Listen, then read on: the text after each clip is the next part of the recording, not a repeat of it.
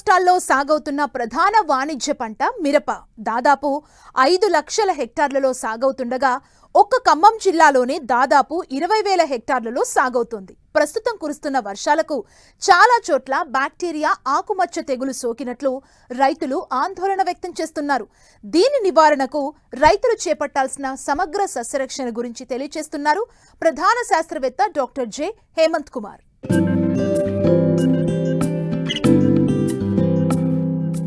ప్రధాన వాణిజ్య పంటగా సాగుతున్న మిరప మెట్ట ప్రాంత రైతుల ఆదరణ పొందుతోంది.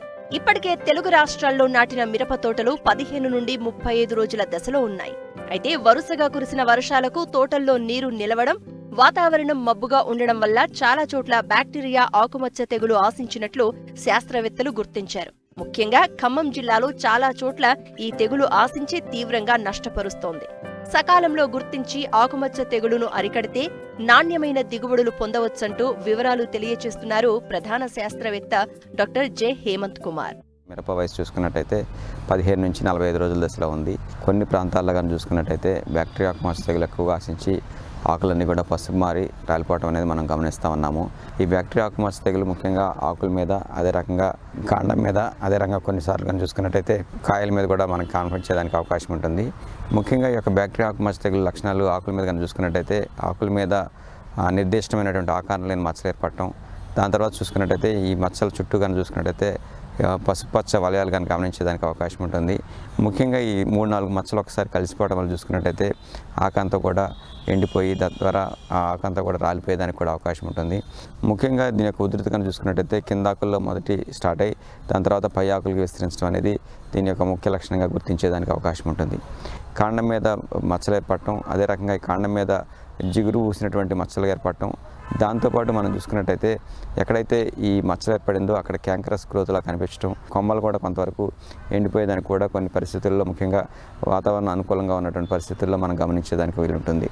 ఎక్కడైతే కాయల మీద మచ్చలు కానీ చూసామో ఇలాంటి పరిస్థితుల్లో కానీ చూసుకున్నట్టయితే నూనె మచ్చలు ఏర్పడటం, దాని మీద కానీ చూసుకున్నట్టయితే ఈ కొన్ని పరిస్థితుల్లో క్యాంకరస్ గ్రోత్ అంటే ఉబ్బెత్తు మచ్చలు ఏర్పడటం, ఈ మచ్చలని కూడా గోధుమ రంగులో ఉండటం, ఈ గోధుమ రంగు ఉన్నటువంటి మచ్చల చుట్టూ పసుపచ్చ వలయాలు కూడా మనం గమనించేదానికి అవకాశం ఉంటుంది.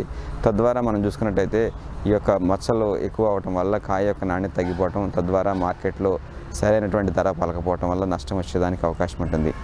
ముఖ్యంగా ఈ యొక్క బ్యాక్టీరియా ఆకుమచ్చ తెగులు ఆశించడానికి కనుక మనం కారణాలు కనుక విశ్లేషించుకున్నట్టయితే గాలిలో తేమ శాతం ఎక్కువగా ఉండటం, అదే రకంగా వర్షాలు ఎక్కువగా పడటం, చిరుజల్లు పడినప్పుడు దీని యొక్క ఉధృతి ఎక్కువగా ఉండటం, తద్వారా ఒక మొక్క నుంచి ఇంకో మొక్కకి వెళ్ళేదానికి కూడా అవకాశం ఉంటుంది. కాబట్టి నివారణ విషయంకి వచ్చినట్టయితే సాధ్యమైనంత వరకు నీటిపారుదల సౌకర్యం ఏర్పరచుకోవడం అనేది ఒక ముఖ్యమైనటువంటి అంశంగా గుర్తించాలి. ముఖ్యంగా నీరు నిల్చోవటం, దాంతోపాటు వర్షాలు ఎక్కువగా అధికపడుతున్నటువంటి పరిస్థితులు కానీ చూసుకున్నట్టయితే దీని ఉధృతి పెరిగేదానికి అవకాశం ఉంటుంది. కాబట్టి నీరు నిల్చకుండా చూసుకోవడం అనేది ఒక ముఖ్యమైనటువంటి అంశంగా గుర్తించాలి. దాంతోపాటు ఎక్కడైతే ఈ తెగులు ఆశించిందో తెగులు ఆశించినటువంటి భాగాలను తీసివేయటం కానీ, ముఖ్యంగా కాయను కూడా వేరు నాశనం చేయడం కానీ చేసుకున్నట్టయితే ఇవి మళ్ళీ వర్షపు జల్లు, చిరుజల్లులకి ఒక మొక్క నుంచి ఇంకో మొక్కకి స్ప్రెడ్ అవ్వకుండా చాలా వరకు కాపాడడానికి వీలుంటుంది. అదే రకంగా చూసుకున్నట్టయితే కాప్రాక్సిక్లోరైడ్ అనేది 30 గ్రాములు, దీంతోపాటు 1 గ్రాము స్టెప్టోసైక్లిన్ 10 లీటర్ నీటి కలిపి 10-15 రోజుల వ్యవధిలో 2 సార్లు కనుక పిచికారీ చేసుకున్నట్టయితే ఈ బ్యాక్టీరియా ఆకుమచ్చ తెగులను సమర్థవంతంగా నివారించి తద్వారా మంచి దిగుబడి సాధించేదానికి వీలుంటుంది. మిరప సాగులో పెట్టుబడి ఎకరాకు ₹1,00,000 దాటుతోంది. సాగులో చేపట్టే యాజమాన్యం ఒక ఎత్తైతే అడుగడుగునా ఎదురయ్యే చీడపీడలను అధిగమించడం రైతుకు పెద్ద ఛాలెంజ్గా మారింది.